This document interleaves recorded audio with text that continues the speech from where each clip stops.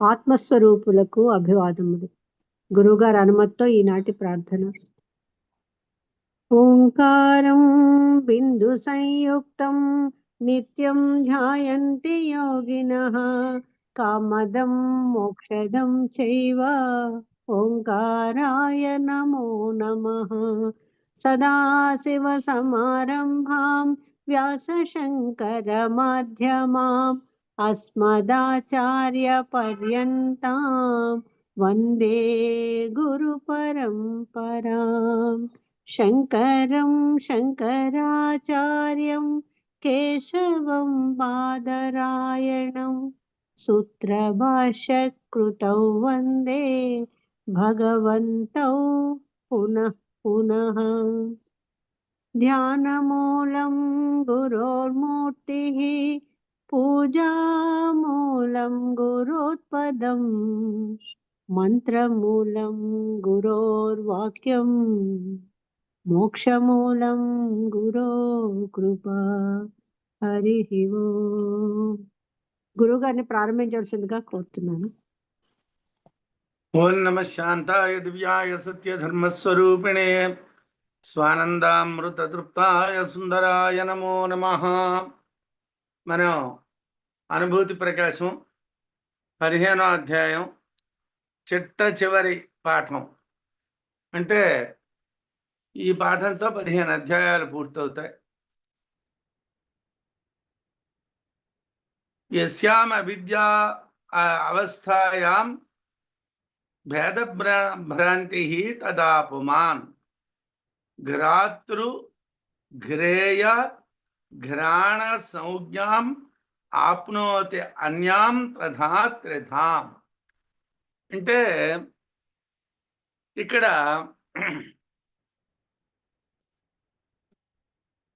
ఇతరమితరం జిఘ్రతి అని శృతి. ఉపనిషత్తుల మంత్రం ఇతరమితరం జిఘ్రతి అన్నటువంటిది. జిఘ్రతి అన్నటువంటి పదం క్రియలోనే ఫలం ఉంటుంది అన్నటువంటి విషయం ఇంతకు ముందు అనుకున్నాం. అయితే ఆత్మకి కారకాలు ఉండవు, క్రియలు ఉండవు, ఫలాలు ఉండవు అని చెప్పుకున్నాం. మరి ఎప్పుడు ఉంటాయండి అంటే అవిద్యాయాం అవస్థాయాం, యస్యాం ఏ అవిద్యాయాం అవస్థాయాం, అవిద్యావస్థ యందు భేదభ్రాంతి భిన్నత్వం అనేటువంటి భ్రాంతి కలుగునో తదా అప్పుడు పుమాన్ పురుషుడు ఘ్రాతృ ఘ్రేయ ఘ్రాణ సంజ్ఞాం ఆప్నోతి. ఘ్రాతృ వాసన చూచువాడు, ఘ్రేయము వాసన చూడబడేది, ఘ్రాణము వాసన. ఈ 3 రకాలైనటువంటి అన్యాం వేరైన త్రిధాం 3 రకాలైనటువంటి సంజ్ఞాం పరిచ్ఛిన్న అభిమాన నామమును. నేను వేరు, డాక్టర్ గారు వేరు, నేను వేరు అనేటువంటి భావం ఉన్నప్పుడు సంజ్ఞ ఉంటుంది. మీరు ఎవరండి అంటే మన పేరు చెప్తున్నాం. నేనెవరినో నాకు తెలియదు. ఒకవేళ నాకు తెలుసు అనుకోండి, నేను ఆత్మజ్ఞాని అనుకోండి, నేను ఆత్మనే దర్శించినటువంటి వాడిని అనుకోండి, నేను అనేటువంటి భావనే నాకు ఉండదు. అందుగురించే దక్షిణామూర్తి స్తోత్రంలో మౌన వ్యాఖ్య అంటారు. మౌనం అంటే మాట్లాడకపోవటం కాదు, అవిద్యా తిరస్కార ఫలం. అవిద్యను తిరస్కరించడం వల్ల కలిగినటువంటి ఫలితం. కాబట్టి పరిచ్ఛిన్న భావం అనేటువంటిదే పేరుకి కారణం.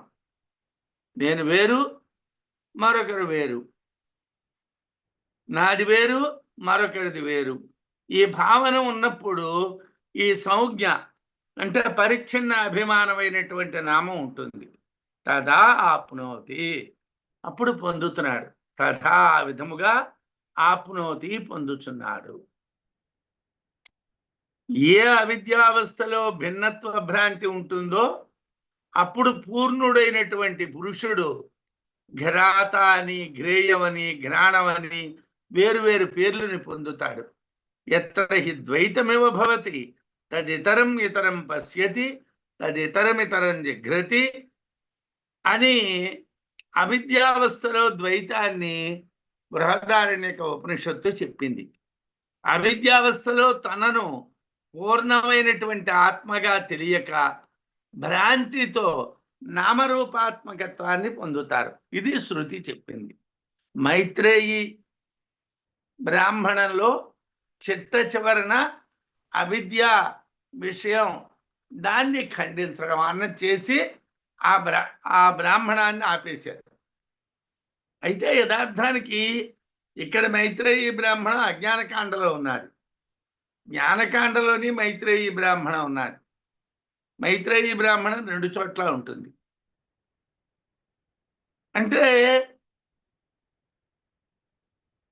ఏదైనా ఒక పని ప్రారంభించడానికి శంకుస్థాపన చేస్తాం.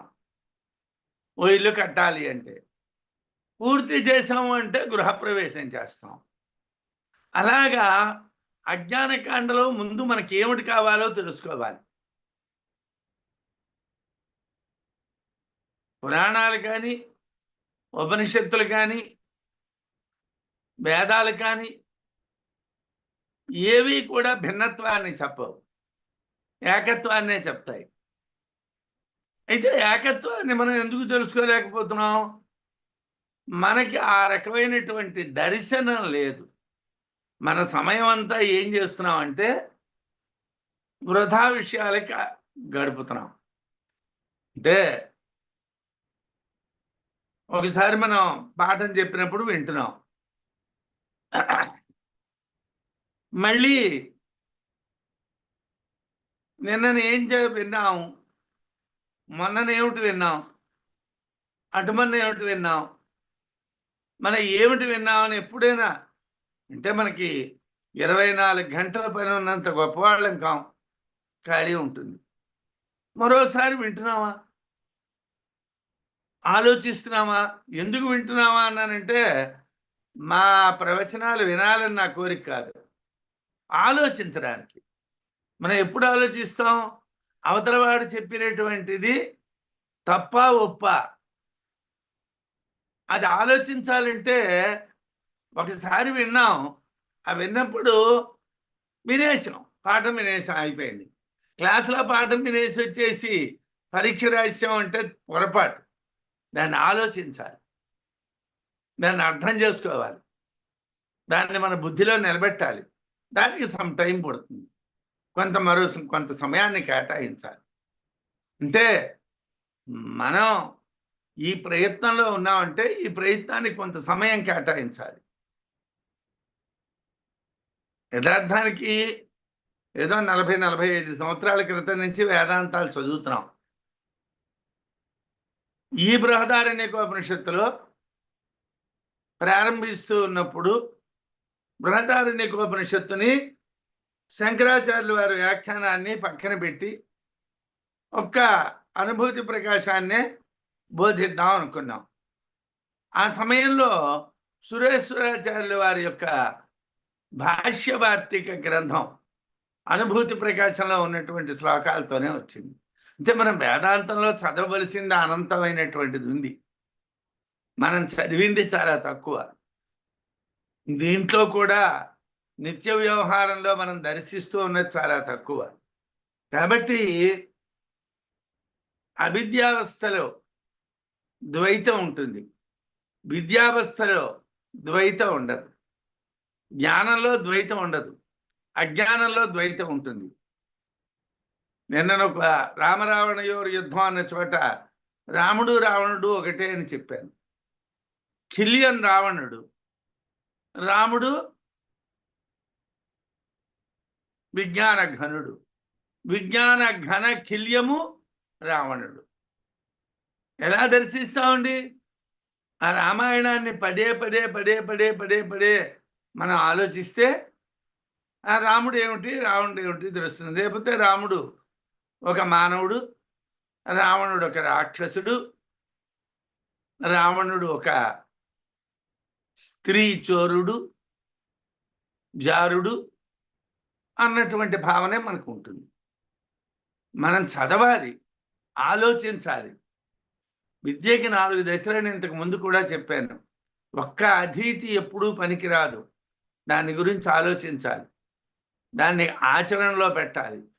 అప్పుడు దానికి ప్రచారం అనేటువంటి దశ వస్తుంది. కాబట్టి అవిద్యావస్థలో తనని పూర్ణమైనటువంటి ఆత్మగా తెలియక భ్రాంతితో నామరూపాత్మకత్వాన్ని పొందుతాడు. అవిద్యాయాం వినష్టాయాం ఘ్రాతృఘ్రాణాది భేదధీ వినశ్యతీత్యభిప్రేత్య సంజ్ఞానాస్తి వర్ణితం. అయితే మీరు పేరు లేదన్నారు కదండి ఆత్మకి. ఆత్మకి పేరు లేదనడం అంటే ఏమిటో ఒకసారి చెప్పాను. పరిచ్ఛిన్నాభిమాన సంజ్ఞ లేదు, వేరు అనేటువంటి సంజ్ఞ లేదు. సంజ్ఞ లేదు అంటే ఎప్పుడు సంజ్ఞ ఉంటుందండి. ఏమండి, ఇది పుస్తకం అంటే సంజ్ఞ. ఏమండి, ఇది రిమోట్ అంటే సంజ్ఞ. ఇంకోటి తాళం చెవి అంటే సంజ్ఞ. సంజ్ఞ ఎప్పుడు భిన్నత్వం ఉన్నప్పుడు సంజ్ఞ. భిన్నత్వం లేనప్పుడు సంజ్ఞ ఎందుకండి? అవసరమేమిటి సంజ్ఞ? అంతా ఒకటే అయినప్పుడు సంజ్ఞ ఎందుకు? అవిద్యాయాం వినష్టాయాం, అవిద్య నశించినప్పుడు ఘ్రాతృ ఘ్రాణాది భేదధీ, ఘ్రాత ఘ్రేయము ఘ్రాణము అనేటువంటి భిన్నత్వ బుద్ధి విరస్యతి నశించుతున్నది. ఇత్యభిప్రాయ అనే అభిప్రాయంతో సంజ్ఞానాస్తి ఇది జీవేశ్వర పరిచ్ఛిన్నాభిమాన సంజ్ఞ ఉండదు అని వర్ణితం చెప్పబడ్డారు. అసలు జీవుడు ఈశ్వరుడు అని రెండు ఎందుకు అంటున్నాం? అవిద్య వలన అంటున్నాం. నిన్న నేను స్పష్టంగానే చెప్పాను. భాగవతంలో చెప్పక్కర్లేదు, భాగవతం అద్వైతాన్నే చెప్తుంది, వేదాంతాన్నే చెప్తుంది. భారతం ప్రత్యక్షంగా వేదాంతాన్ని చెప్పదు. భారతంలో వేదాంతాన్ని వెతికి పట్టుకోవాలి, రామాయణంలో వేదాంతాన్ని వెతికి పట్టుకోవాలి, వెతకాలి.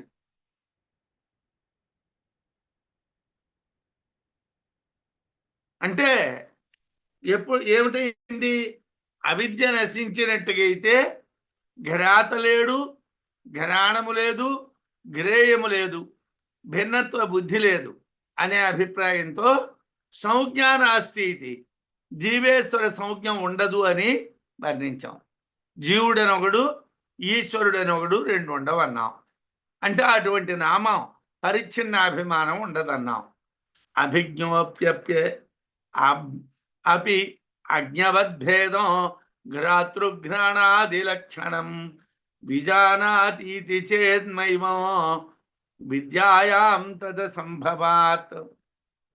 లోకంలో మనం ఏమండి, మీరు చెప్పారు బాగానే ఉన్నది. విజ్ఞాన ఘనుడైనటువంటి రాముడు సీత కోసం ఏడ్చాడు కదా. వశిష్ఠుడు పురోహితం చేశాడు కదా. ఏమండి, అభిజ్ఞోపి జ్ఞానము కలిగినప్పటికీ, ఆత్మజ్ఞానం కలవాడైనప్పటికీ అజ్ఞవద్భేదం అజ్ఞాని వలనే భిన్నత్వమును, అంటే ఘ్రాతృ గ్రేయ ఘ్రాణాది లక్షణమైనటువంటి వేరు వేరు భావాల్ని విజానాతి తెలియచున్నాడు. మన బ్రహ్మజ్ఞానం కలిగినటువంటి వాళ్ళు కూడా ఇది తినవలసినటువంటిది, ఇది తినకూడనటువంటిది, ఇది బాగుంది, ఇది బాగులేదు అనేటటువంటి భిన్నమైనటువంటి భావాల్ని కలిగి ఉండడం చూస్తున్నాం కదా. అంటే విజానాతి తెలియచున్నాడు ఇతి చేన్మైవం అని ఒకవేళ నువ్వు అంటావేమో, మాయేవం ఆ విధంగా కాదయ్యా. ఏ విధంగా కాదు అంటే, బ్రహ్మజ్ఞానం కలిగినటువంటి వాడికి పరిచ్ఛిన్న అభిమానం ఉండదు. దీనికి మన కాలంలో ఒక ఉదాహరణ ఏమిటంటే, ఒక జైలుకి వెళ్ళి వచ్చినటువంటి బ్రాహ్మణుడు రమణ మహర్షి గారి దగ్గరికి వెళ్ళాట. ఆయనకి భోజనం పెట్టాలి అని అంటే బ్రాహ్మణుల్లో కూర్చోబెట్టి భోజనం పెడతాము అన్నారట. అక్కడ సర్వాధికారి.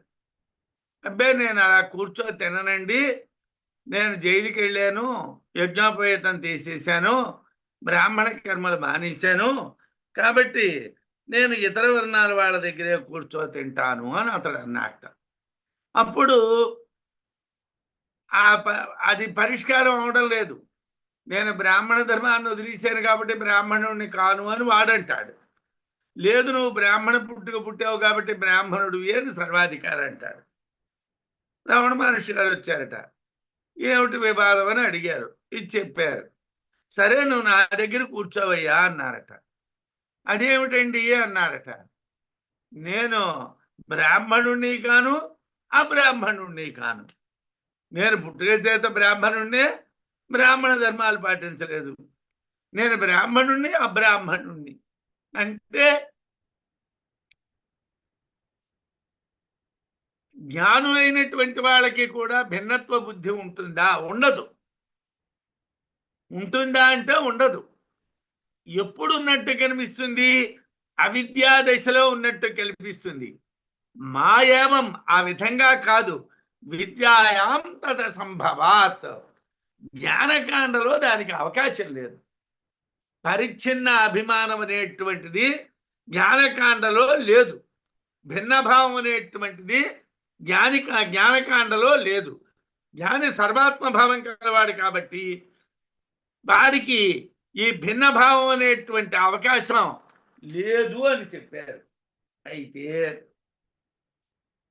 యస్యాంతు విద్యావస్థాయాం ఆత్మైవాస్య అభవజ్జగతు తదా కక్కేన కిం జిఘ్రేత అద్వైతే పరవస్తుని. ఏమండి, విద్యావస్థలో అంటే జ్ఞానావస్థలో రెండు అవస్థలే ఉన్నాయండి. అంటే నిద్రపోవడం ఒక అవస్థ, కళ్ళకన్నం ఒక అవస్థ, తెలివిగా ఉండడం ఒక అవస్థ అని ఎలాగంటున్నామో అలాగే బ్రహ్మజ్ఞాన విషయంలో రెండు అవస్థలు ఉన్నాయి. సనాతనమైనటువంటి అవిద్యని అట్టిపెట్టుకో ఉంటే అది అవిద్యావస్థ. మీరు వైరాగ్యాన్ని పొంది గురువుని ఆశ్రయించి జ్ఞానాన్ని పొందితే అది విద్యావస్థ. మీరు ఏ అవస్థలో ఉన్నారు? మీరు రెండు అవస్థల్లోని సనాతనమైనటువంటి ఆ విద్యతో ఉన్నారా? వైరాగ్యాన్ని పొంది గురువుని ఆశ్రయించి జ్ఞానాన్ని పొంది విద్యావస్థలో ఉన్నారా? యస్యాంతు విద్యావస్థాయాం, యస్యాం విద్యావస్థాయాంతు, ఏ విద్యావస్థ ఎందైతే అస్యాతనికి ఆత్మైవ జగత్, ఆత్మయే జగత్తు అభవత్ ఆగుచున్నదో తదా అప్పుడు అద్వైతే పరవస్తుని, రెండు లేని పరమైనటువంటి దేని చేత కిం దేనిని జిఘ్రేత్ వాసన చూచును. విద్యావస్థలో రెండు లేవు. వాసన చూడాలంటే వాసన చూడడానికి వస్తూ ఉండాలి, వాసన చూసేవాడు ఉండాలి. వాసన చూసేవాడు లేడు, వాసన చూడడానికి మరో వస్తువు లేదు. కేన కిం జిఘ్రేత్, దేనితో దేన్ని వాసన చూస్తాడు? విద్యావస్థలో. ఎందువల్ల అండి? అద్వైతే పరవస్తుని, రెండో వస్తువు లేదు కదండి. మీ దగ్గర మరో వస్తువు ఉంటే ఏమండి, అది చూస్తున్నానండి. ఏమిటి చూస్తున్నారండి? పుస్తకం చదువుతున్నానండి. ఏమిటి చూస్తున్నారండి? టీవీ చూస్తున్నానండి. ఏమిటి చూస్తున్నారండి? సెల్ ఫోన్ చూస్తున్నానండి. అక్కడ రెండు వస్తువులు ఉన్నాయి. చూసేవాడిని నేనున్నాను, చూడబడేటువంటి వస్తువు ఉన్నాను. అద్వైతంలో రెండు లేవు కదా. రెండు లేనప్పుడు కేన కిం జిఘ్రేత్, దేంతో దేన్ని వాసన చూస్తాడు? దేంతో చూస్తాడు? ఎవడు చూస్తాడు? అంటే విద్యావస్థ యందు ఆత్మే జగత్తు, వేరేగా జగత్ అనేటువంటిది లేదండి. ఈ లోకంలో ఉన్నదంతా ఆత్మస్వరూపమే. బ్రహ్మజ్ఞాని అయినటువంటి వాడికి పావైనా, సింహమైనా, పులైనా, జంకైనా, చిలకైనా, నెమలైనా, హంసైనా ఒక్కలాగే కనిపిస్తాయి. ఎందుకోసం? వాడికి ఆత్మే కనిపిస్తుంది. వాడికి నెమల్లోనే ఆత్మే కనిపిస్తుంది, సింహంలోనే ఆత్మే కనిపిస్తుంది, హంసలోనే ఆత్మే కనిపిస్తుంది, పులిలోనే ఆత్మే కనిపిస్తుంది, కిరాతకుల్లోనే ఆత్మే కనిపిస్తుంది, బ్రాహ్మణుల్లోనే ఆత్మే కనిపిస్తుంది. వాడికి ఒక్కటే కనిపిస్తుంది, రెండు కనిపించవు. విద్యావస్థలో ఆత్మే జగత్తు. అతడు రెండు కాని పరవస్తువునందు ఎవడు దేని చేత దేనిని ఆఘ్రానిస్తాడు అంటే పరమాత్మ యందు రెండు లేవు. రెండు లేవు, ఉన్నది ఆత్మ మాత్రమే. దాని యందే జగత్తు అనే భ్రాంతి.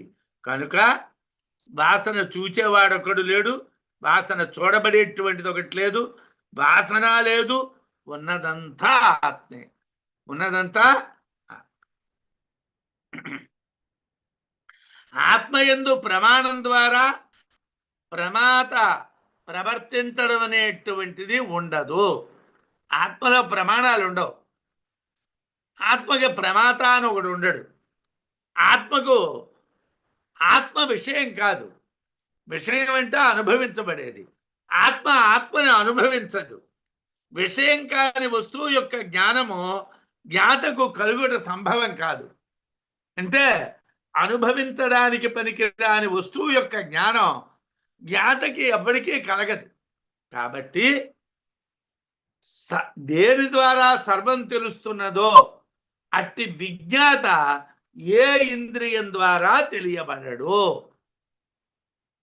అన్నింటినీ తెలుసుకునేటువంటిది పరమాత్మే. కాబట్టి లోపలుండేటువంటి పరమాత్మ ఏ ఇంద్రియం ద్వారా దేన్ని తెలుసుకోదు. బ్రహ్మవేత్త దృష్టిలో అద్వయ విజ్ఞాత మాత్రమే ఉంటాడు. రెండు లేనటువంటి దాన్ని జ్ఞానస్వరూపమైనటువంటి ఆత్మ మాత్రమే ఉంటుంది. అందువలన విజ్ఞాతను ఆయనే విజ్ఞాత, ఆత్మే విజ్ఞాత.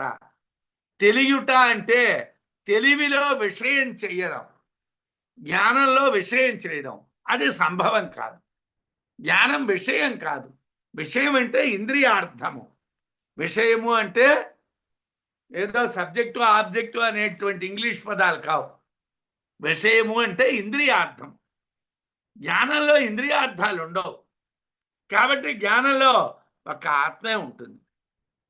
దృష్ట గోచరవత్ సర్వం కార్యకారణవత్ జగతు ధ్వస్తాత్మాంధ్యస్య విదుషః సమ్యజ్ఞానోదయో భవేత్. దృష్టగోచరవత్ సర్వం. ఇక్కడ షష్ఠగోచరవత్ సర్వం అనేటువంటి పాఠం కూడా ఉన్నది. దృష్టగోచరవత్ సర్వం అని ఒక పాఠం ఉన్నది, షష్ఠగోచరవత్ సర్వం అని ఒక పాఠం. దృష్టము అంటే చూడబడినటువంటిది, చూచినదంతా తెలిసినటువంటి విధంగా కార్యకారణ జగత్తు, కార్యకారణముల వల్లనే జగత్తు గోచరిస్తుంది. దృష్ట గోచరవత్ అన్న చోట, షష్ఠగోచరవత్ అన్న చోట ఇంద్రియాల ఇదే కదండి. ఆరో ఇంద్రియం మనస్సు. ఆ మనస్సునకు గోచరించినటువంటి కార్యకారణ రూపమైనటువంటి జగత్తంతా కూడా భ్రాంతి. చూడబడినటువంటి జగత్తంతా భ్రాంతి అని ఒక అర్థం, మనస్సుకు గోచరించే జగత్తంతా భ్రాంతి అని ఒక అర్థం. మొత్తం ఇది భ్రాంతి. ఏమన్నా జగత్తంతా భ్రాంతి. అయితే ధ్వస్త ఆత్మాంధ్యస్య, నాశనము చెయ్యబడినటువంటి అజ్ఞానము కలిగినటువంటి విదుషః బ్రహ్మవేత్తకు సమ్యక్ జ్ఞానోదయో భవేత్, పరిపూర్ణ జ్ఞానోదయం అవుతుంది. బ్రహ్మవేత్తకి మళ్ళీ జ్ఞానోదయం అవడం ఏమిటండి అంటే యథా బ్రాహ్మణ పాండిత్యం నిర్విద్య బాల్యేన దృష్టాసేత్ బాల్యం చ పాండిత్యం చ నిర్విద్య యథా ముని మౌనం చ నిర్విద్య అథ బ్రాహ్మణ అని జ్ఞానకాండలో ఈ బృహదారణ్యకంలోనే చెప్పారు. ఏమండి మీ అబ్బాయి ఏమిటండి? మా అబ్బాయి ఇంజనీర్ అండి. అంటే ఇంజనీరింగ్ అయ్యాడా? చదువుతున్నాడండి. మా అబ్బాయి సిఏ అండి. చదివేశాడా? చదువుతున్నాడండి. మనం బ్రహ్మమును తెలుసుకుని ట్రై చేస్తున్నాం. అనుభవానికి రావాలి కదండి. ఓ చిన్న విచిత్రం ఏమిటంటే మీరు రమణ మహర్షి గారి దగ్గరికి వెళ్ళి బృహదారణ్యకోపనిషత్తు చెప్పండి అంటే చెప్పరు. రామకృష్ణ పరమహంస గారి దగ్గరికి వెళ్ళి బృహదారణ్యకోపనిషత్తు చెప్పండి అంటే చెప్పరు. అనుభవం కలిగినటువంటి వాళ్ళు జ్ఞానాన్ని అజ్ఞానితో పంచుకోవటానికి సాధ్యం కాదు. అయితే వశిష్ఠుడు చెప్తాడు ఎలాగ సాధ్యమండి? జ్ఞాన అజ్ఞాన దశలు రెండింటిలోని కూడా విద్యా అవిద్యా అవస్థలు రెండింటిలోని కూడా సంచరించేటువంటి గురువే ఉపదేశం చెయ్యగలడు. ధ్వస్త ఆత్మాంధ్యస్య నాశనము చేయబడిన అజ్ఞానము కల విదుషః బ్రహ్మవేత్తకు సమ్యక్ జ్ఞానోదయో భవేత్. పరిపూర్ణమైనటువంటి జ్ఞానం కలుగుతుంది. దృష్టగోచరము అను చోట వార్తికంలో షష్ఠగోచరము అన్నారు. అంటే 6వ ఇంద్రియంగా మనస్సును భావిస్తారు కాబట్టి ఆ మనస్సునకు గోచరించినటువంటి కార్యకారణ రూపమైనటువంటి జగత్తంతా కూడా భ్రాంతే. ఆత్మజ్ఞానము లేకపోవుట అనే గుడ్డితనం నశించినటువంటి విద్వాంసునికి, మనం గుడ్డివాళ్ళని, ఆత్మజ్ఞానం లేదు. ఆత్మ అన్నటువంటిది మనకి తెలిసిందనుకోండి, మనం గుడ్డితనం పోయి కళ్ళు కలవాళ్ళం అవుతాం. పూర్వకాలంలో లౌకిక విద్యల్ని చదువుకునే సమయంలో ఓ మాట అనేవాళ్ళు, ఏమండి నాకు 2 కళ్ళు లేవండి అనేవాళ్ళు. అంటే వ్యాకరణము చదువుకోలేదు, తర్కము చదువుకోలేదు. అయ్యా నాకు ఓ కన్ను లేదనేవాళ్ళు. అంటే నేను వ్యాకరణమే చదువుకున్నాను, లేకపోతే నేను తర్కమే చదువుకున్నాను. అంటే వ్యాకరణాన్ని ఒక కన్ను అనేవాళ్ళు, తర్కాన్ని ఒక కన్ను అనేవాళ్ళు. 2 కళ్ళు లేకపోవడం అంటే 2 చదవకపోవడం. ఆ 2 చదివితే 2 కళ్ళు ఉన్నట్టు. అలాగే ఆత్మజ్ఞానం లేకపోవటం గుడ్డితనం. ఆత్మజ్ఞానం ఉన్నదనుకోండి, అటువంటి విద్వాంసుడికి పూర్తి బ్రహ్మజ్ఞానం కలుగుతుంది. విద్వాంసుడు అంటే బ్రహ్మ విషయములో అధ్యయనము చేసినటువంటి వాడు. విద్వాంసుడు అంటే బ్రహ్మ విషయాల్ని చదువుకున్నవాడు. వీరికి అనాత్మ భ్రాంతి నశించగానే పరిపూర్ణమైనటువంటి బ్రహ్మము యొక్క జ్ఞానం కలుగుతుంది. గ్రాహాది విభాగోత్ర నాస్తి తద్ధేత్వ సంభవాత్ చిన్మాత్రస్య స్వతః సిద్ధే విజ్ఞాన ఘనత ఈరిత. ఏమండి అత్ర విద్యావస్థయందు గ్రాహకాది విభాగ గ్రాహ్య గ్రాహక విభాగము తద్ధేత్వ సంభవాత్ దానికి కారణములు లేనందున నాస్తి లేదు. అంటే విద్యావస్థలో గ్రహించేది లేదు, గ్రహించబడేది లేదు. గ్రాత లేడు, గ్రేయము లేదు. ఎందుకోసం? అందుకు సంబంధించిన హేతువులు లేవు. విజ్ఞానావస్థలో జ్ఞానావస్థలో అవి లేవు. స్వతసిద్ధే తనంతట తాను సిద్ధించిన చిన్మాత్రస్య చిత్తు మాత్రమైనటువంటి దానికి విజ్ఞాన ఘనత విజ్ఞాన ఘనత్వము ఈ రీతా చెప్పబడినది. ఏమంటే విజ్ఞానఘనం విజ్ఞానఘనం విజ్ఞానఘనం అంటే ఏమిటండి అంటే చిత్తే విజ్ఞానం అండి. చిత్తునే విజ్ఞానం అంటారండి. అది ఎలా వస్తుందండి? అది స్వతసిద్ధం. ఏమండి ఎప్పుడు మనకి అజ్ఞానం పోయిందో మన జ్ఞానమే. మనకి అజ్ఞానం పోవటం లేదు. ఏమండి బాగున్నారా? భోజనం చేశారా? నిద్రపోయారా? కాలక్షేపానికి మీ ఊరు వెళ్ళారా? ఈ మధ్యన మీ అమ్మాయి వచ్చారా? మీ అబ్బాయి వచ్చారా? ఏమిటి బాగట్టాలండి? వేసవిలో ఎండలు ఎలా ఉన్నాయండి? ఇవన్నీ ఏమిటండి? అజ్ఞాన విషయాలు. ఎందుకోసం?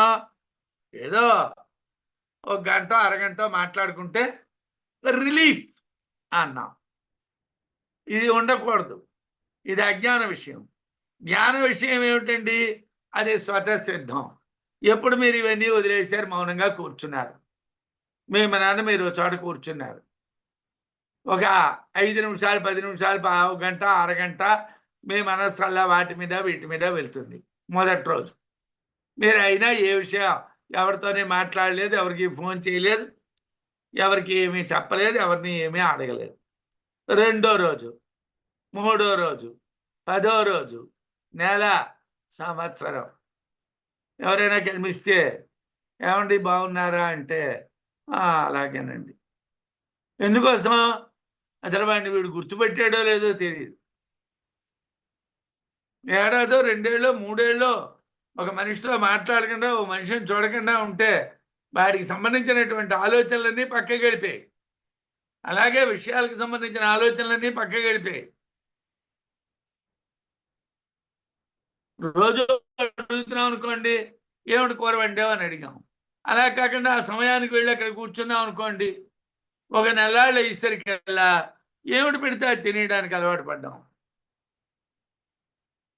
వేడిగా ఉన్నా, చల్లగా ఉన్నా పడుకున్నాం అనుకోండి, ఏమండి ఎండలండి అన్న పదం మర్చిపోయాం.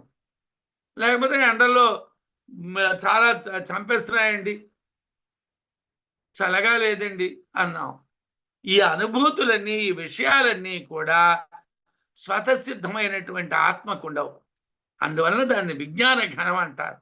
విజ్ఞాన ఘనం, ఉత్తి విజ్ఞానం ముద్ద, జ్ఞానం ముద్ద. ఈ రీతా చెప్పబడినది. విద్యావస్థలో గ్రాహ్యము లేదు, గ్రాహకము లేదు. ఎందుకంటే గ్రహించే ఇంద్రియం లేదు, గ్రహింపబడే విషయం లేదు. అందువలన ఆ భేదాలు లేవు. ఆత్మ స్వతసిద్ధమైనటువంటిది, చిత్తు మాత్రమే అయినటువంటిది. అందువలన దాన్ని విజ్ఞాన ఘనము అని చెప్పుదు. విజ్ఞానపు ముద్ద ఎందు ఇంద్రియములు, ఇంద్రియ విషయాలనే భేదాలు లేవు. ఇది విద్యావస్థ విషయం. ఇది మనం విద్యావస్థలో ఉండేటప్పుడు విషయం. మనం లౌకిక విషయాలను విడిచిపెట్టి పూర్తిగా మనం మాట్లాడుకుంటాం అనుకోండి, అంటే మ్యూట్ చేసి వస్తున్నాం. లేకపోతే ఏం చేస్తామండి, అవండి బాగున్నారా? ఈ మధ్యనే మీరు హైదరాబాద్ రాలేదా? ఈ మధ్యన మీరు ఎక్కడికి వెళ్ళలేదా? అని ఒకరినొకరం మాట్లాడుకుంటూ ఉంటాం. మళ్ళీ ఆపండి అనే వరకు మనం ఆపం. ఎందుకోసం? అనుభూతి ప్రకాశం వినడం అనేటువంటిది ప్రధానమే. కానీ ఏదో కాలక్షేపం, కలిసాం కదా మాట్లాడుకుందామని. ఇది పోవాలి. ఇది అజ్ఞానం. అజ్ఞానావస్థలో అవన్నీ ఉంటాయి. విజ్ఞానావస్థలో ఒక్క మొద్దే ఉంటుంది, మరేం ఉండదు. ముక్తస్య వ్యవహారస్తు భ్రాంతి వాసనయా కుతః భ్రాంతి నాశేపి సంస్కార అనువృత్తిర్దృశ్యతే ఖలు. అయితే ఓ ఇబ్బంది ఉన్నదండి. ఏమండి, మోక్షాన్ని పొందారు రమణ మహర్షి గారు.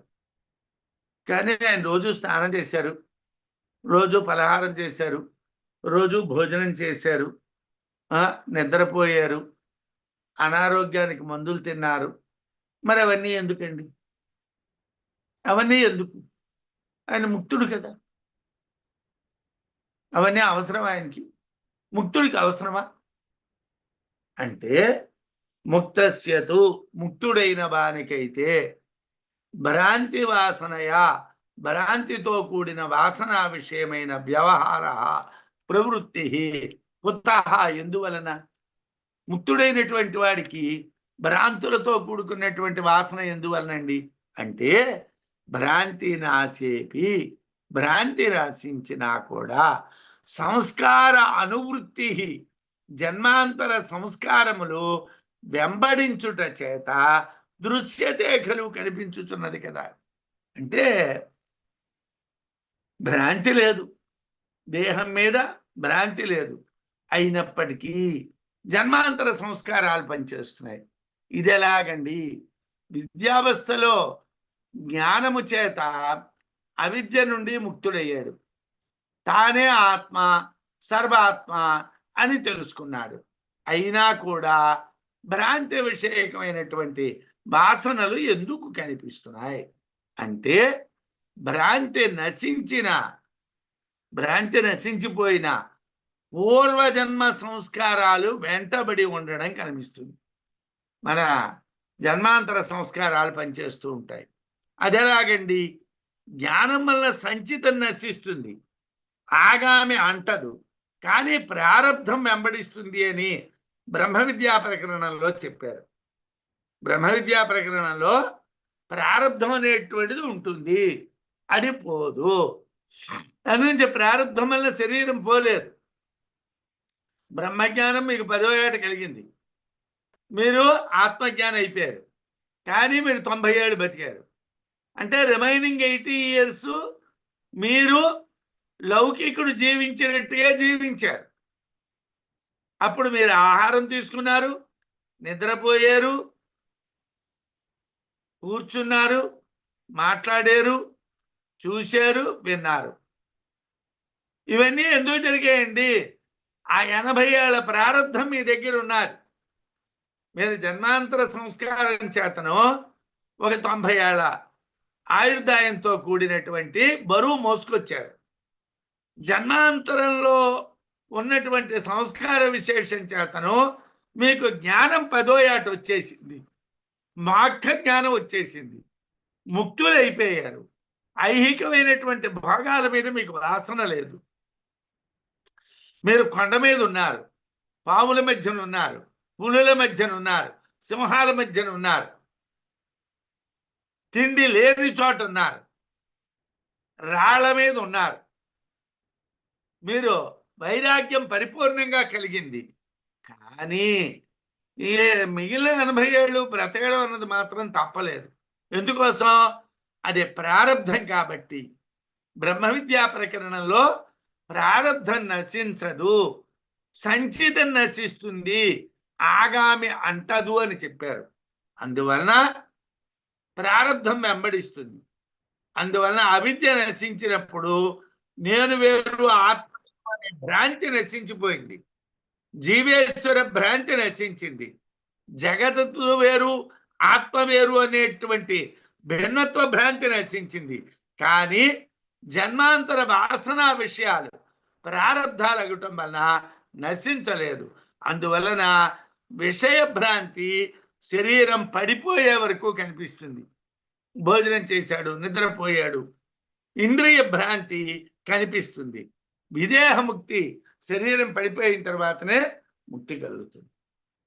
వాసనా మాత్ర సంజ్ఞాతు దేహే సతిన భార్యతే వస్తుత్వ భ్రాంతి సంజ్ఞైవ ప్రబుద్ధస్యాత్ర భార్యతే. అయితే ఏమండి, జ్ఞానులకు కూడా అనుభవించడాలు, తినడాలు, కుట్టుకోవడాలు, తిట్టుకోవడాలు అన్నీ ఉంటాయా? అలా కాదండి.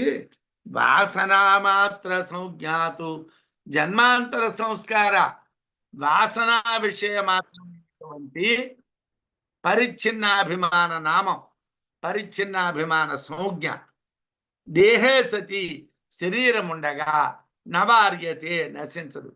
ఈయన రమణ మహర్షి అండి, ఈయన గణపతి మునండి అన్న పేర్లు మారం, అవి ఉంటాయి.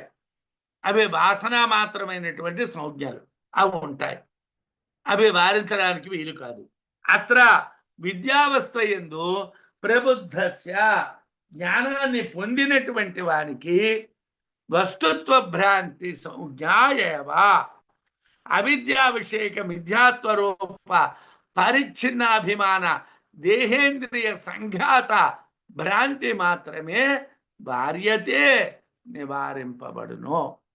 వస్తుత్వ భ్రాంతి అంటే వస్తుత్వ భ్రాంతి సంజ్ఞాయేవా, వస్తుత్వం, వస్తువు అంటే ఇది అవిద్యా విషయకమైనటువంటి భ్రాంతి, మిథ్యారూపమైనటువంటి భ్రాంతి, పరిచ్ఛిన్నాభిమానమైనటువంటి శరీరము, ఇంద్రియాలు, ప్రాణము అనేటువంటి సంఘాత భ్రాంతి, అది మాత్రం భార్యతే వారింపబడుతుంది.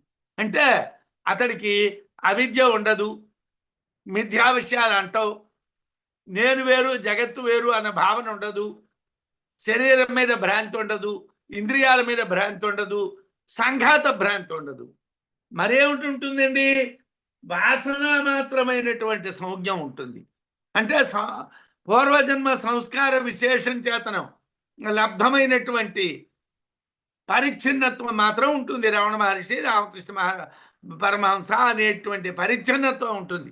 కానీ వాళ్ళకి ఈ వస్తుత్వ భ్రాంతి మాత్రం ఉండదు. శరీరంలో ఉన్నంత వరకు జన్మాంతర సంస్కార వశం చేత, ప్రారంధం చేత పొందబడినటువంటి పరిచ్ఛిన్న అభిమానత్వం అనేటువంటిది ఉంటుంది. ఈ విద్యా అవస్థలో జ్ఞానికి అవిద్యాజనితమైనటువంటి మిథ్యారూపమైనటువంటి పరిచ్ఛిన్న అభిమాన భ్రాంతి నివారించబడుతుంది. శరీర భ్రాంతి నశించిన సంస్కార విషయాలు దేహం ఉన్నంత వరకు ఉంటాయి. అందువలన పరిచ్ఛిన్న భావం కనిపిస్తుంది, కానీ యథార్థంగా జ్ఞానికి పరిచ్ఛిన్న భావం ఉండదు.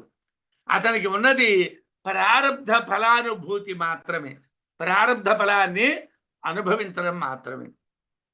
జ్ఞాతృ జ్ఞాన జ్ఞేయ రూప నసంజ్ఞా విషయే తథా ప్రతీచ్యపి తథా సంజ్ఞా ప్రబుద్ధస్య న విద్యతే. యథా ఏ విధముగా ప్రబుద్ధస్య జ్ఞానికి విషయే విషయార్థములందు జ్ఞాతృ జ్ఞాన జ్ఞేయ రూప, జ్ఞాత జ్ఞానము జ్ఞేయము అనే రూపము గల సంజ్ఞ పరిచ్ఛిన్నాభిమానత్వము నా లేదో, తదా అదే విధముగా ప్రతీచ్యపి ప్రత్యేగాత్మ యందు కూడా సంజ్ఞ పరిచ్ఛిన్నాభిమానిత్వము న విద్యతే ఉండదు. జ్ఞానికి ఇంద్రియార్థాల్లో తెలిసేవాడు, తెలియబడేది, తెలివి అనేటువంటి వేరువేరు ధర్మాలు, పరిచ్ఛిన్నాభిమానం ఉండదు. అదేవిధంగా ప్రత్యేగాత్మ యందు కూడా ఆత్మ వేరు అనేటువంటి పరిచ్ఛిన్నాభిమానం ఉండదు. జ్ఞానికి ఇంద్రియ విషయాలులోనూ పరిచ్ఛిన్నాభిమానం ఉండదు, ప్రత్యేగాత్మ యందు పరిచ్ఛిన్నాభిమానం ఉండదు. జ్ఞానోత్పత్తౌ న సంజ్ఞాస్తి ఇత్యాస్తాం తావదే ఇహాత్మని అపి సత్యామ విద్యాయాం న సంజ్ఞాస్తి ఆత్మనే దృశి. మనం చివరికి వస్తున్నాం, 98వ శ్లోకానికి వచ్చాం. 102 శ్లోకాల వరకే విషయం, 103 అనుగ్రహం. కాబట్టి ఇక్కడ ఒక రకంగా ఏమిటంటే విషయాన్ని ఉపసంహారం చేస్తున్నారు. అసలు ఏమండి, మీరు ఈ పరిచ్ఛిన్నాభిమానం అనేటువంటి సంజ్ఞ కొందరికి ఉంటుంది, కొందరికి ఉండదు అంటున్నారు కదా. అంటే కొందరు వేరుగా ఉంటారా, కొందరు వేరుగా ఉంటారా, 2 రకాల వాళ్ళు ఉంటారా? అద్వైతం కదండి మీరు మాట్లాడతారు. మీ అద్వైతంలో 2 ఎక్కడి నుంచి వస్తాయండి? ఒకటే ఉంటుంది కదా. అలాంటప్పుడు మరి మీరు పరిచ్ఛిన్నాభిమానం కలవాళ్ళు లేనివాళ్ళు అని 2 రకాలుగా విడదీస్తారా? లేదయ్యా, లేదు. అయితే అంతా ఒకటేనయ్యా. అజ్ఞానుల యందు జ్ఞానుల యందు కూడా పరిచ్ఛిన్నాభిమానం లేదు. అదేమిటండి ఎంతసేపు ఉన్నదన్నారు? కాదయ్యా, భ్రాంతి ఉన్నది. ఎండమావుల్ని చూసాం, దాంట్లో నీళ్లు ఉన్నాయనుకున్నాం. శుక్తిని చూసాం, దాంట్లో వెండి ఉన్నదనుకున్నాం. రజ్జువుని చూసాం, దాంట్లో పావు ఉన్నదనుకున్నాం. ఇదే భ్రాంతి. అలాగే ఆత్మయందు అవిద్య అనేటువంటిది ఒక భ్రాంతి మాత్రం, యథార్థం కాదు. అవి ఎలాగైతే భ్రాంతులో ఎండమావుల యందు జలములు, అలాగే శుక్తి యందు రజతము, రజ్జువునందు సర్పము ఎలాగైతే భ్రాంతములో, అలాగే అవిద్య యందు పరిచ్ఛిన్న భావము కూడా భ్రాంతి. అది కూడా భ్రాంతి. ఇహ ఈ విద్యావస్థ యందు జ్ఞానోత్పత్తో, జ్ఞానము కలిగిన పిదప ఆత్మని ఆత్మయందు న సంజ్ఞ అస్తి, పరిచ్ఛిన్న అభిమానము లేదు. జ్ఞానం కలిగిన తర్వాత లేదు. ఇది ఇప్పటివరకు చాలాసార్లు చెప్పాం, ఇది అర్థమైంది. ఇది తావదాస్తాం అనునది ఉండుగాక, నువ్వు చెప్పావు, అలాగే ఉండని. అపి అవిద్యాయాం సత్యాం, అజ్ఞానం ఉన్నప్పుడు కూడా ఆత్మని ఆత్మయందు ఈదృశీ సంజ్ఞ పరిచ్ఛిన్న అభిమానత్వము నాస్తి లేదు. ఆత్మలో అప్పుడు లేదు, ఇప్పుడు లేదు. ఆత్మలో ఎప్పుడూ పరిచ్ఛిన్న భావం లేదు. అజ్ఞానం ఉన్నప్పుడు లేదు, జ్ఞానం ఉన్నప్పుడు లేదు. మరి అజ్ఞానం ఉన్నప్పుడు ఏముంటుందండి? భ్రాంతి ఉంది. అజ్ఞానం ఉన్నప్పుడు సిద్ధాంతం లేదు, భ్రాంతి ఉన్నది. అలా అనుకున్నానండి, తాడును చూసి పాము అనుకున్నానండి, ముత్యపు చెప్పని చూసి వెండి అనుకున్నానండి, ఎండమావుల్ని చూసి నీరు అనుకున్నానండి. కరెక్ట్ కాదు. ఆత్మలో విద్యాదశలోని పరిచ్ఛిన్నాభిమానం లేదు, అవిద్యాదశలోని పరిచ్ఛిన్నాభిమానం లేదు. ఆత్మకి పరిచ్ఛిన్నాభిమానమే లేదు. మరి అవిద్యాదశలో ఏమిటున్నదయ్యా? భ్రాంతి మాత్రమే ఉన్నది. ఆత్మయందు ఎప్పుడూ పరిచ్ఛిన్నాభిమానత్వం ఉండదు. జ్ఞానము కలిగినప్పుడు ఉండదు, జ్ఞానము లేనప్పుడు ఉండదు. అయితే అజ్ఞాని పరిచ్ఛిన్న అభిమాన జ్ఞానము పొందినట్టు పరిచ్ఛిన్న అభిమాన భ్రాంతిని మాత్రమే పొందును. పరిచ్ఛిన్న అభిమానం అనేటువంటి భ్రాంతిని పొందుతాడు. జ్ఞానికి ఆ భ్రాంతి కూడా ఉండదు.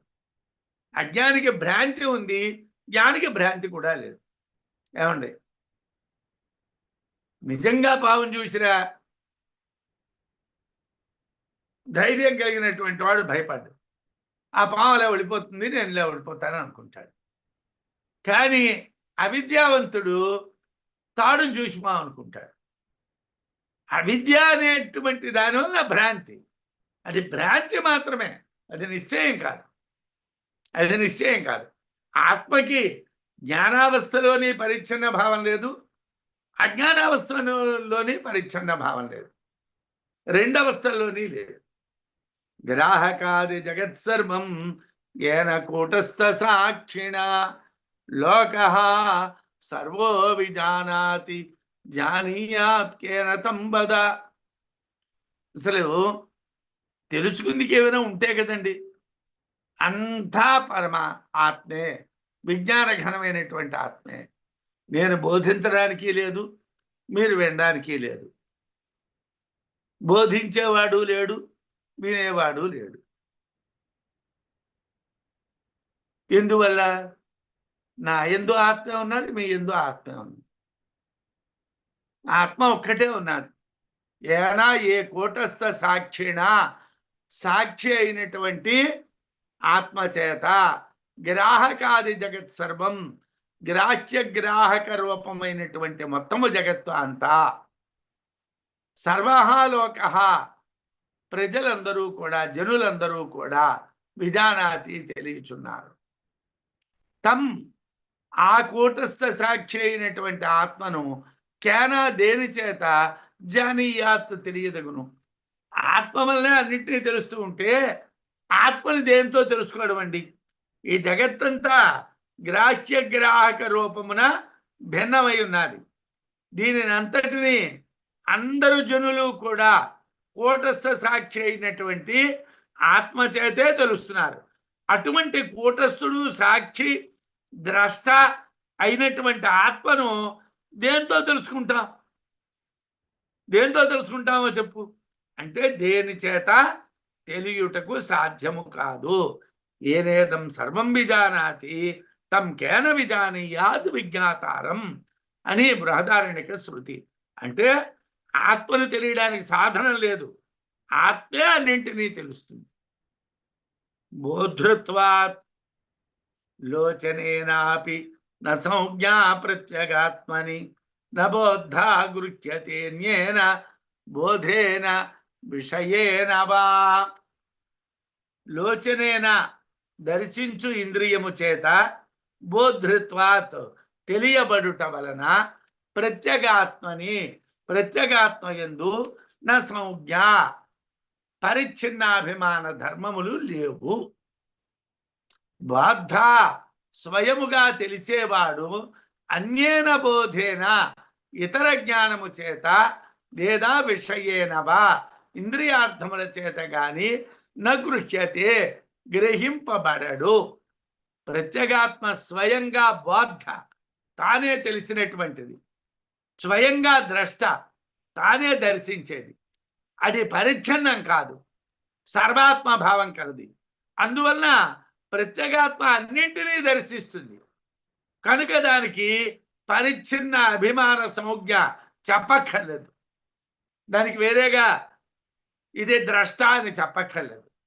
స్వయంగా తానే జ్ఞానము, తానే జ్ఞాత, తానే జ్ఞేయము అయినటువంటి సర్వాత్మ భావం కలిగినటువంటి ప్రత్యేగాత్మ ఇతరమైనటువంటి జ్ఞానముల చేత కానీ ఇంద్రియార్థముల చేత కానీ, విషయాలంటే ఇంద్రియార్థాలు, ఇంద్రియార్థాల చేత కానీ గ్రహింపబడదు. వ్యవహారిక సంజ్ఞాసౌ సంసారిణ్యపి దుర్లభ కిము నిశేష విధ్వస్త సంసారార్ణవకారణే. ఏమండి, లోకంలో సంసారిని కూడా పరిచ్ఛిన్నుడు అనకూడదండి. అలాంటప్పుడు బ్రహ్మజ్ఞాని పరిచ్ఛిన్నుడు అని ఎలాగంటామండి? అంటే మన లోకంలో సంసారంలో కొట్టుమిట్టాడుతూ ఉన్నటువంటి వాళ్ళు కూడా పరిచ్ఛిన్నులు కారు అంటే బ్రహ్మజ్ఞానులు ఎలా అవుతారు? అపి అసౌ ఈ వ్యవహారిక సంజ్ఞ, వ్యవహార ధర్మములో కలిగినటువంటి పరిచ్ఛిన్న అభిమాన సంజ్ఞ సంసారిని అపి జనన మరణ పరంపర కలిగినటువంటి అజ్ఞాని యందు కూడా దుర్లభ దుఃఖముతో పొందదగినది. అంటే వాళ్ళలో కూడా ఉన్నది అని చెప్పడానికి వీలు కాదు. సంసారిలో కూడా పరిచ్ఛిన్న అభిమానం ఉన్నది అని చెప్పడానికి వీలు కాదు. అలాంటప్పుడు నిశ్శేష సమస్తమైన విధ్వస్త నాశము చేయబడిన సంసారార్ణవ కారణే సంసార సముద్ర హేతువైనటువంటి జ్ఞాని యందు కిము ఏ విధంగా పొందగలం? ఏమండి, సంసారిలోనే పరిచ్ఛిన్న భావాన్ని పొందలేము అంటే జ్ఞానిలో పరిచ్ఛిన్న భావం ఎలా ఉంటుందండి? పరిచ్ఛిన్న అభిమాని సంజ్ఞ వ్యవహార ధర్మం మాత్రమే. ఇది వ్యవహార ధర్మం. రాచకొండ గురువు గారు వ్యవహార ధర్మం, రాళ్లపల్లి గురువు గారు వ్యవహార ధర్మం, శరాక గురువు గారు వ్యవహార ధర్మం.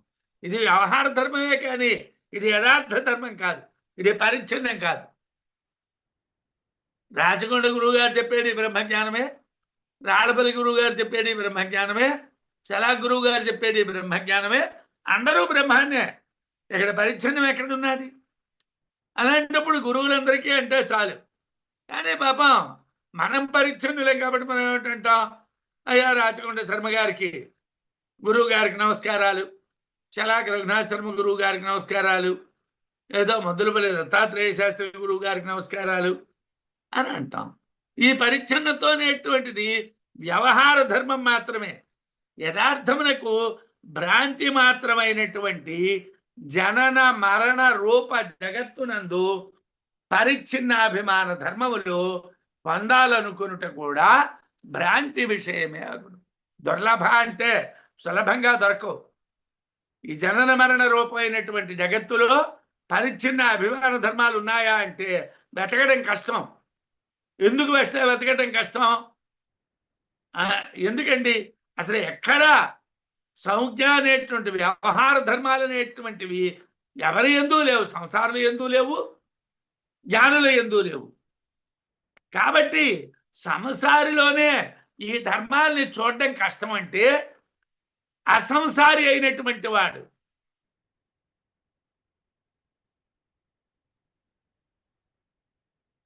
సమస్తమైనటువంటి సంసార కారణాలని కూడా నాశనం చేసుకున్నటువంటి జ్ఞానిలో పరిచ్ఛిన్న అభిమాన ధర్మాలు ఎలా చూస్తామంటే అంటే జ్ఞానికి పరిచ్ఛిన్న అభిమాన ధర్మాలు ఉండవు. ఇత్యేవమపరాయత్త బోధేన ఆత్యంతికోలయః నిధిధ్యాసన రూపోత్ర ఫలభూత ప్రకీర్తితః. ఇత్యేవం అని ఇంతవరకు చెప్పబడిన విధంగా అపరాయత్త బోధేన స్వతంత్ర జ్ఞానము చేతను ఆత్యంతికోలయః ఆత్యంతిక లయము నిధిధ్యాసరూప నిధిధ్యాసరూపమైనటువంటిది అత్ర ఇచ్చట ఫలభూత పరిపూర్ణ వాక్యార్థ జ్ఞాన ఫలరూపమైనటువంటిది ప్రకీర్తిత చెప్పబడ్డాది. అంటే ఆత్యంతిక లయాన్నే నిధిధ్యాస అంటారు. నిధిధ్యాస అంటే ఏమిటి? పరిపూర్ణ వాక్యార్థ ఫల జ్ఞానము. వాక్యార్థ జ్ఞాన ఫలాన్ని నిధిధ్యాస అంటారు. 64వ శ్లోకంలో ఈ అర్థం చెప్పాను. ఏమండి నిధిధ్యాస అంటే ఏమిటండి? పరిపూర్ణమైనటువంటి వాక్యార్థ జ్ఞాన ఫలము. అదే ఇక్కడ చెప్పబడ్డారు. అంటే నిధిధ్యాస కోసం చెప్పడమైంది, ఆత్యంతిక లయం అన్న పదాన్ని చెప్పడమైంది. అంటే ఏదైతే మనం పొందవలసినటువంటి ఫలం ఉన్నదో వాక్యార్థ ఫలము అది చెప్పడం జరిగింది. ఇప్పటి వరకు సర్వస్వతంత్రమైనటువంటి జ్ఞానము చేత లభించేటువంటి ఆత్యంతిక లయం చెప్పారు. అది నిధిధ్యాస రూపము. నిధిధ్యాస అంటే వాక్యార్థ జ్ఞాన ఫలము. నిధిధ్యాస అంటే వాక్యార్థ జ్ఞానము యొక్క ఫలము. పునరావృత్తి రహితమైనటువంటి, తిరిగి రాదు. ఆ నిధిధ్యాస అంటే ఫలరూపమైనటువంటి దాన్ని చెప్పడం జరిగింది అని 15వ అధ్యాయంలో 102వ శ్లోకం వరకు కూడా మనకి మైత్రేయి బ్రాహ్మణం యొక్క విషయాల్ని చెప్పారు. శ్రవణాన్ని చెప్పారు, మననాన్ని చెప్పారు, నిధిధ్యాసని చెప్పారు. ద్రష్టవ్యః, శ్రోతవ్యః, మంతవ్యః, నిధిధ్యాసితవ్యః నాలుగింటిని కూడా యాజ్ఞవల్క్య మహర్షి తన భార్య అయినటువంటి మైత్రేయికి ఏ విధంగా ఉపదేశం చేశారో మనకి ఆ విధంగా అనుభూతి ప్రకాశంలో చెప్పారు. యాజ్ఞవల్క్యోత్ర మైత్రేయి అన్వగృహ్ణాత్ యథా తథా. యథా ఏ విధముగా, అత్ర ఇక్కడ ఈ విద్యోపదేశమునందు యాజ్ఞవల్క్యుడు మైత్రేయీం అన్వగృహ్ణాత్ మైత్రేయిని అనుగ్రహించను. మైత్రేయికి బ్రహ్మజ్ఞానాన్ని అనుగ్రహించాడు యాజ్ఞవల్క్య మహర్షి. ఏ విధంగా అనుగ్రహించాడో అంటే ఫలంతో కూడుకున్నటువంటి బ్రహ్మజ్ఞానాన్ని, వాక్యార్థ ఫల జ్ఞాన ఫలాన్ని, వాక్యార్థ జ్ఞాన ఫలాన్ని, నిధిధ్యాసని అనుగ్రహించాడు. అదే విధంగా అదే విధంగా విద్యాతీర్థ మహేశ్వర స్వామి వారు ముముక్షుం ముక్తి కోరేటువంటి వాడిని అనుగ్రహింతురుగాక అని విద్యారణ్యుల